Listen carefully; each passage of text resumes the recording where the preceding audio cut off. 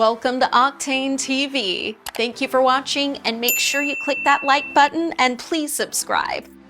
Let's welcome our host, Jeremy. Well, I'm making this video today to talk about what it's like to own a 2021 Camaro. My particular model is a 10-speed. You can call it an LT1, SS, whatever you prefer. This particular car is called an LT1. It's titled as an LT1 or 1LT SS. So I'm not sure, it's the same damn car minus some cosmetic features. So I'm making this video today to let everybody know what it's kind of like to own one of these cars, what's the good parts about it, what's the bad parts about it, pretty much all the great possibilities you could have with this car, why I like owning this car, why I'm planning on selling this car, pretty much all of those.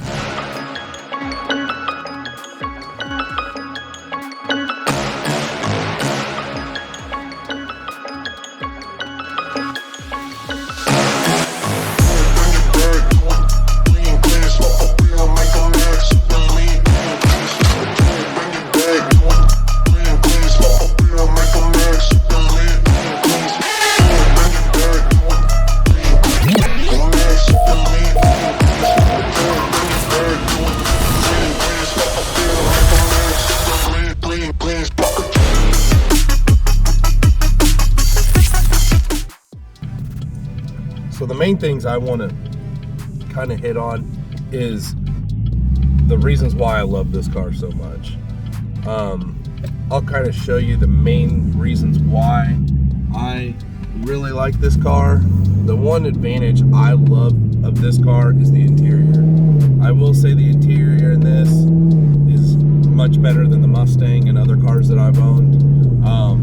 It's more updated. The screen, with the radio and everything like that, with the Bose. I have got to say, I've been doing audio for probably about 20 years plus. I've never had a vehicle where I really like the stock speakers or the factory speakers or any of the factory audio, especially from Bose. But this car actually surprises me. The audio that's in this car is absolutely amazing. Like, I am blown away at how good the audio is in this car. It doesn't have a whole lot of bass, let me say that. Like, it's not like it's beating up the trunk or anything like that, but the vocals and the mid-range is absolutely amazing. It does have a lot of speakers. It does have dash speakers, it has door speakers, it has rear panel speakers, it has rear deck speakers, it has a lot of speakers, it has a very big amplifier. That is probably one of the reasons why I like it so much. So my number one thing I absolutely love about this car, which is odd that they would do this in a car that's a sports car, I love the multimedia unit that has the wireless Android Auto, wireless Apple CarPlay, and the audio in this. That is by far my favorite thing about this car. I don't think any car I've ever drove or any car that I've ever owned has better audio or a multimedia system, hands down. The only downside I hate about the multimedia system is it is wireless, like wireless Android Auto, Apple CarPlay. So when you're using it, it sucks because you can't disconnect from it because it connects through the wireless and then it connects through your Bluetooth. So if you want to disconnect from that, it's really difficult to do that. So when you want to use your maps and you're sitting in your car, you have to do it through the radio. You have to do a lot of functionality through the radio, which kind of sucks. But hey, I mean, I'll give it up for having the wireless Android Auto and Apple CarPlay. So, I mean, that doesn't bother me that much, but sometimes it's very annoying. The other things I like about this car, obviously, is the 10-speed. Racing cars that are very similar to my power range and above, I can beat a lot of cars that make in between 500 and 550 wheel horsepower. Mainly just because of the weight of this car and the 10-speed. That is what I love about this car the most. As far as performance, this thing, hands down, is absolutely amazing. You cannot beat the performance of what this car has stock. It is really an awesome car. I mean, there's cars like mine with a drag pack on it running like 1170s to 1190s at like 116 to 119. For a stock car that costs this much, I mean, there's guys buying these cars not with a whole lot of like features, but you know, $37,000 to $40,000. I mean, where else are you going to buy a car like that that runs that kind of time, that's brand new, that's consistent, and has a lot of features? That's pretty amazing if you ask me. So the performance of this car is awesome. The only downside to this car as far as performance is it has a lot of weak points. The fuel system, extremely weak. Pistons and rings, extremely weak. One of the main reasons I want to sell this car is because once I get over the threshold of 600 wheel, I can't do much after that. So the only reason I'm gonna, you know, sell this car is because of that reason. The other main reason is because it's a Camaro and I need something with 4 doors for my kids. But as you can see, I got a car seat in the back. But the main reason I do want to sell this car is because I just feel like that is the weakest point of this car. When they built this car, I don't know who developed the LT1 compared to the LT4, but the LT4 forged everything. Comes with an awesome fuel system. But the LT1 kind of like got nothing. So I don't understand that. I don't know the reasoning behind this, but it sucks, especially when you can buy an 18 and up Mustang Gen 3 Coyote and everything's forged.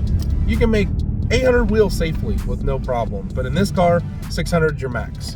And that's the weakest point of this car, in my opinion, is basically the pistons and block. I mean, and fuel. I mean, you can't, I mean, how can you make a car that can only make 600 wheel? I mean, that's, to me, that's, it's not going to appeal to everybody. And I think that's why, in my opinion, they only sold 6,000 Camaros last year compared to 49,000 Mustangs. Camaros are just less desirable to people because Mustangs have the upper advantage in every category. Upper RPMs, you know, motor, being forged and completely done. The Camaro has nothing to offer anybody that's different, in my opinion, than the Mustang. The Mustang exceeds every category compared to the Camaro. The only thing I feel like the Camaro does better than the Mustang is obviously the audio, and the interior looks much better. I think exterior wise, they're really about the same. I mean, they both look awesome. Like, you cannot beat the looks of a Camaro or a Mustang, especially the new ones, the Gen 3s. But as far as interior in the Mustang, I feel like the interior of the Mustang is very dated, and they haven't changed it since 15, but they also haven't changed the Camaro since 16 either. So, but I feel like the Camaro definitely looks more modern, has a lot more features. The one thing I hate about the Mustang the most, and I'll tell you this in every video I make of a Mustang, is I absolutely hate the Sync 3 radios. They look like my 2007 Honda CR-V platform, of the way the buttons and the fonts and the illumination. It looks dated. I mean, it looks so dated. The 17s look better than the 18 and ups. And when you have the digital cluster and you look at the digital cluster in that car, it looks so nice. And then you look at the radio, it's like, what is this piece of crap? I mean, it looks like something out of the mid 2000s. I mean, it looks terrible. But the one thing about the Camaro is the Camaro has wireless Android Auto, Apple CarPlay, navigation. It has everything, and it looks super clean and classy and modern, updated fonts. Everything looks really nice. I mean, that is one thing, hands down, the Camaro kills the Mustang on, is the radio and audio. So I absolutely love this car. There's not a lot of bad things I can say about this car, honestly. The interior is comfortable, seats are comfortable. The one thing I do like about this compared to my Mustangs as well is the seats go all the way down, because I'm kind of a normal, average, taller guy. My head hits the roof in the Mustangs, whereas in the Camaro I can put the seats all the way down, which I love that.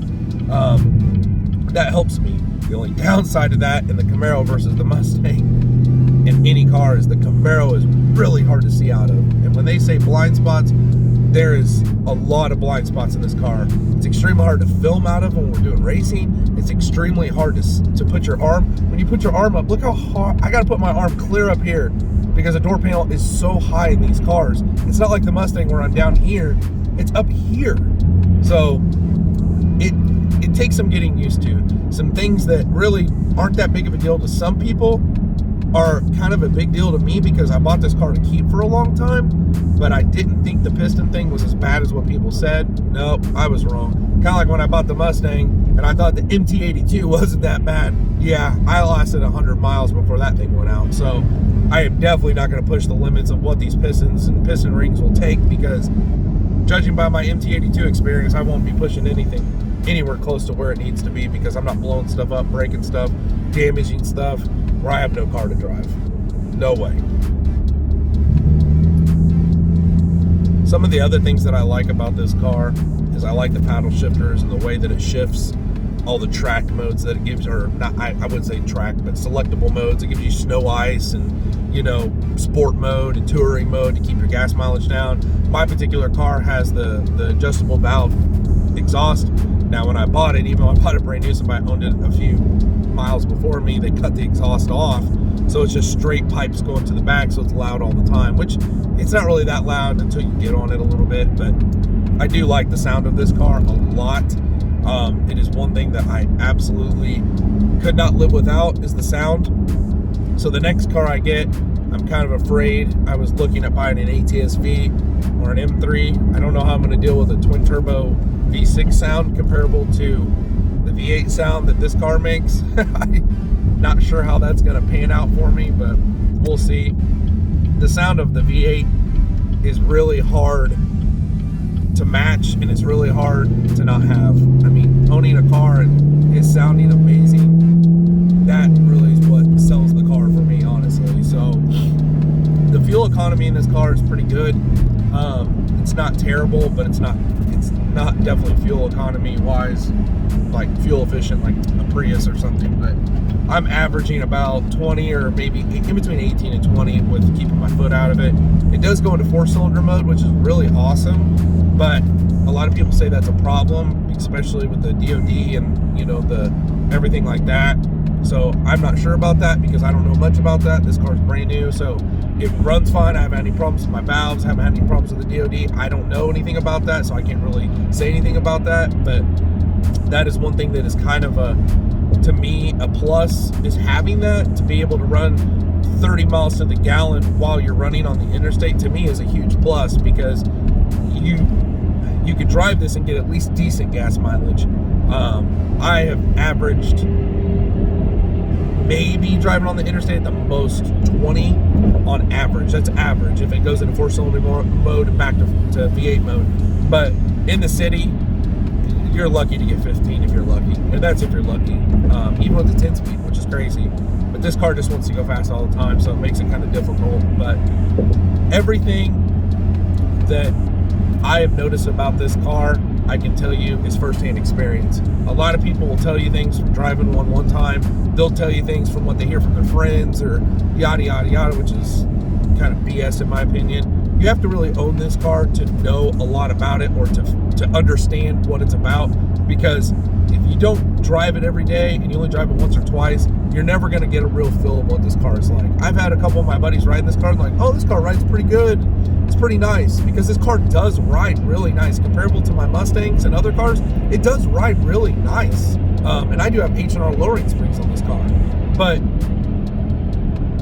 driving it one time, I didn't really understand how awesome this car was. Owning it now, I understand how awesome this car was, because if you go out and drive it around the streets and stuff, it just, normal people think the 10-speed is like, oh, it's just, it feels like any other car, you know, it doesn't feel any different than any other car. But when you're racing people and you really get into this car with this 10-speed, it really, by far, I don't think anything can beat this 10-speed by far, transmission-wise. I really don't think there's anything on the market that can beat this 10-speed. I wish the motor was a little more powerful as far as being able to handle more power.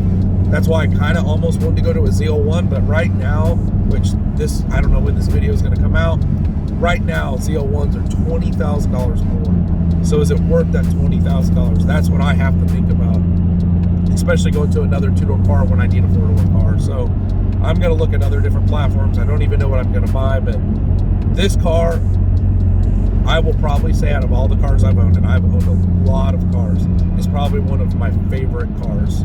The only reason I'm going to sell this car is because the pistons are weak, the fuel system is weak, which is all stuff that can be fixed. And I've gotten quotes, and it's expensive. I am not gonna lie to you. Like, when I get quotes in between 12 to 15,000 and other quotes in between 15 to 20,000, this car costs $44,000. Like, that's half the value of the car to make okay power. It's not like I'm making 1,000 wheel. So main reason selling this: pistons, weak fuel system, and honestly the 2 doors. So if it wasn't for those things, I'd keep this car in a heartbeat, no questions asked. But those things are what's gonna inevitably make me sell this car and get rid of it and get something different. If it wasn't for that, I'd honestly probably keep this car forever, because this car is probably not going to be made after 2022. I mean, honestly, they didn't make a whole lot of 2021s, and they also didn't make a whole lot of 2022. So I think the value of this car will probably go up dramatically, because they're probably going to X this car out in the next year. So we'll see what happens, but I don't know. I mean, there's just not a lot of them being made. But suspension-wise, this car rides amazing. I think it absolutely, really, if you want my honest opinion, handling, it's awesome. I haven't really pushed the limits of this car on handling. I don't have magnetic ride. I just have the regular with H&R suspension. But it really does ride well. It handles well. It tracks well. But comparable to the Mustang, I think the Mustang gets its ass beat by this car every time.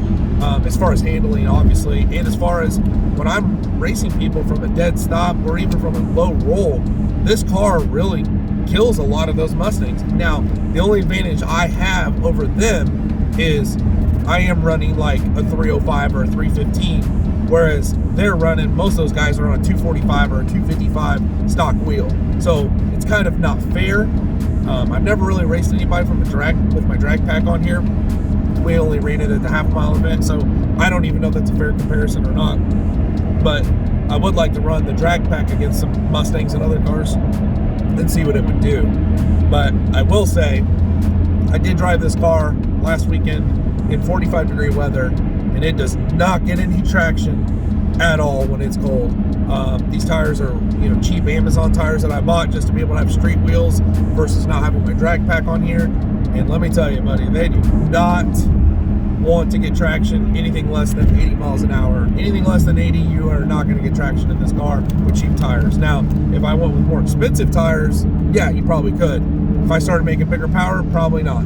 So that is one thing I did learn about this car, is temperature does play a huge role with the tires and everything like that in this car. But the other thing that is really hard about this car, the main thing that is very difficult about this car, is knowing who to take this car to get stuff done. Because everybody who runs and does LS work doesn't want to touch an LT, which is weird. They do not like messing with these newer cars. So the other, I'd say, fourth point of why I want to sell this car is because I don't know who to trust to take this car to. I've talked to 10 different shops, and 10 different shops give me 10 different reasons and different things that I should do to this car, between ProCharger, LT4 blower, NA, high compression, and I'm just like, everybody has something different to say and what's going to work. But inevitably, I just keep seeing people blowing up these 6th-gen Camaros, and I'm like, no, I don't want to blow up my car. Especially if I'm going to spend $15,000, $20,000 on a build, $44,000 on a car, I definitely don't want to go out and have it for a month or 2 weeks and blow the car up. I mean, every guy that I see right now that is running a 6th-gen that does not do drop-in pistons and does a ProCharger or does a supercharger or does anything like that, ultimately he's blowing holes in blocks, blowing blocks up, destroying cars, and I am not going to do that. No way in hell I'm going to spend that kind of money to blow a car up. So that's one of the reasons why I feel like nobody can tell me straight answers. Everybody's like, oh, this will work, oh, this will work, oh, this will work. But I don't trust what somebody says. I want to see proof in a car that literally is holding up after a year of being beat on with that amount of power. I mean, there's guys, no joke, that are running meth, that are running E85, that are running external fueling and trying to push 650, 700 wheel on stock pistons, stock piston rings. And they're doing it. Don't know how, but I mean, more power to them. But how long is it going to last? I mean, I'm not willing to take that chance. No way. Because to me, it's like, I'd rather be happy with 650 wheel than I would try to make 700, 750 wheel and then blow something up. It only takes one time to blow it up. That's it. And then you're done. So I'd rather not even take that chance, to be honest. But